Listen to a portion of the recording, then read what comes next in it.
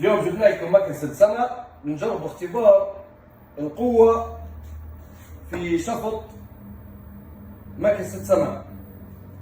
جبنا ما يعادل 25 لتر تراب، بنشوفوا قوة الشفط وسرعة شفط مكنسة سمع في التراب. طبعا الطوب نتاعها مرن يتحمل ما يصفطش، حتى لو عفست عليه ما فيش اي مشكلة ضد الكسر. والمكنسة بسم الله ما شاء الله بنجربوها توا في قوة شفطها ونقولوا بسم الله. بسم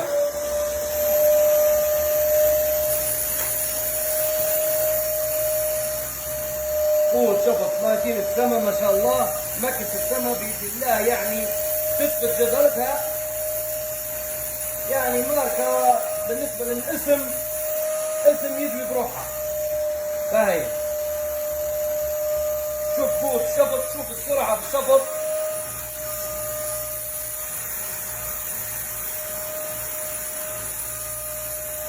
شوف السرعة في الشفط، شوف القوة.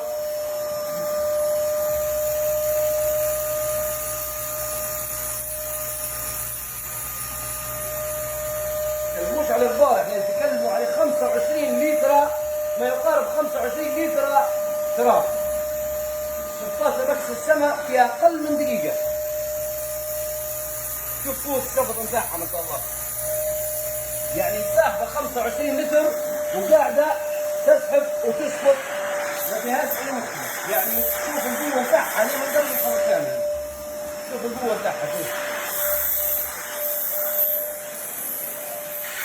قوة الشفط، شوفوا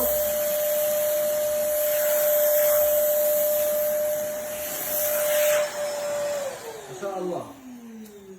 قوة الشفط لا قوة إلا بالله. طبعا فيها ميزة ثانية اللي هي ميزة النفخ. لما شفطنا التراب نركبوا الطوب من فوق وننفخوا. شوف قوة النفخ نتاعها ما شاء الله. شوف قوة النفخ، شوفوا قوة النفخ، شوفوا ما شاء الله. يعني بتنفخها تنفخ روحها بروحها المكنسة في حالة وقتها. 25 لتر تراب شفطتهن في أقل من دقيقة. شوف التراب اللي شفطاته والمحرك ما شاء الله. قوة المحرك ما شاء الله تبارك الله.